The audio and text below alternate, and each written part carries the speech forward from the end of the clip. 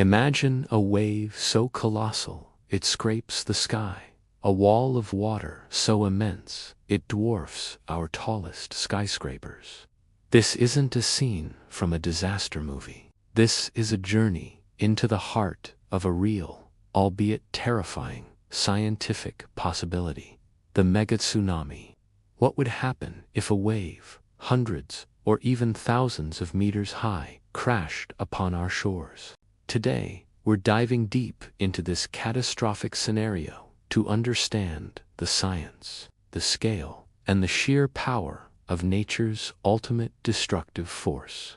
First, let's get one thing straight. The tsunamis we typically hear about, like the tragic ones in the Indian Ocean in 2004 or Japan in 2011, are usually caused by underwater earthquakes. These are devastating, with waves reaching tens of meters high. But a mega tsunami is in a completely different league.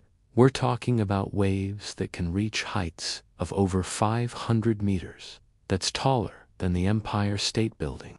So what could possibly trigger such a monster? The most likely culprit isn't an earthquake, but a massive, sudden displacement of water. Think of a giant cosmic rock, an asteroid, plunging into the ocean. Or picture a massive chunk of a volcanic island, destabilized over centuries, suddenly collapsing into the sea. This isn't just theory. Geologists have found evidence of these events in Earth's distant past.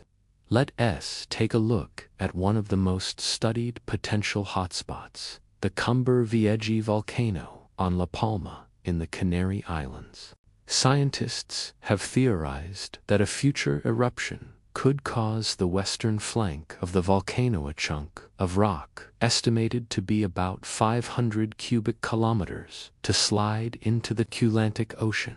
To put that volume into perspective, it's like a mountain the size of the Isle of Man suddenly falling into the water. The energy released would be mind-boggling.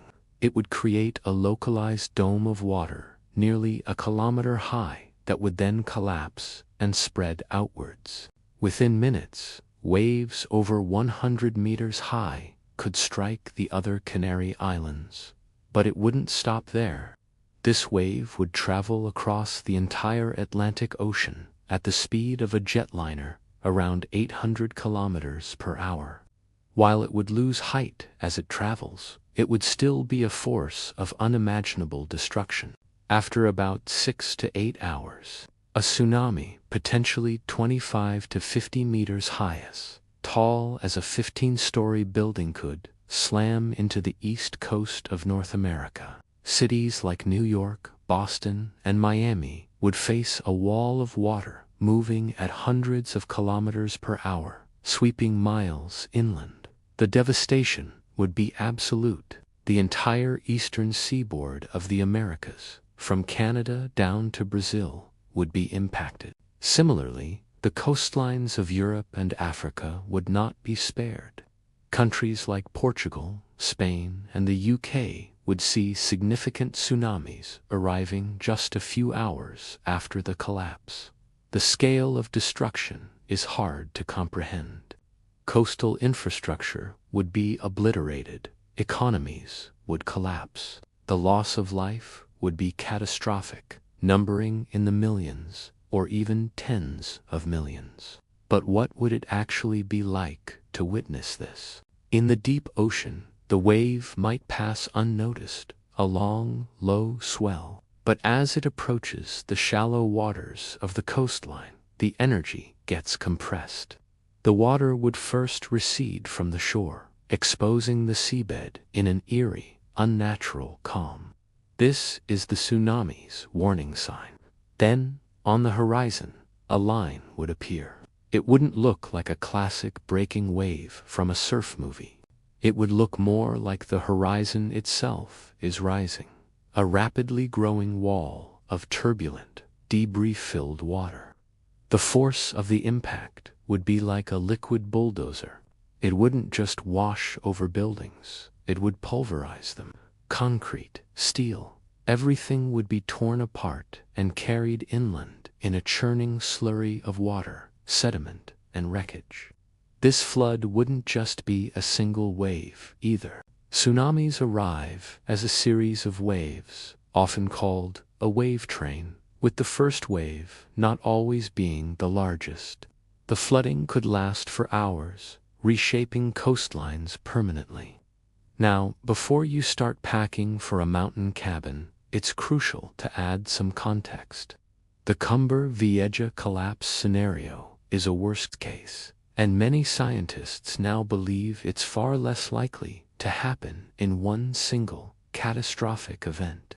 They argue that the collapse would more likely occur in smaller, less destructive stages over a long period. But the physics remains sound. A large, fast-moving landslide into a body of water will create a mega tsunami. We have geological proof of past events. Around 66 million years ago, the Chicxulub asteroid that wiped out the dinosaurs slammed into what is now the Gulf of Mexico.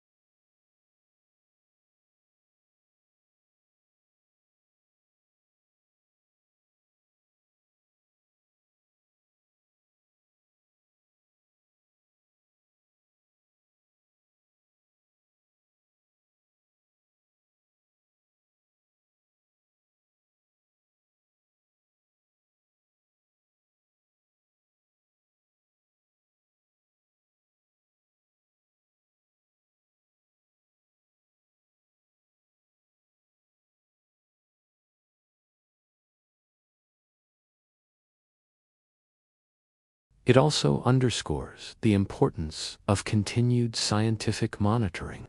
Geologists around the world use GPS satellites and seismic sensors to keep a close eye on unstable volcanic islands and coastal slopes. Early warning systems are our best defense, giving coastal populations precious hours to evacuate.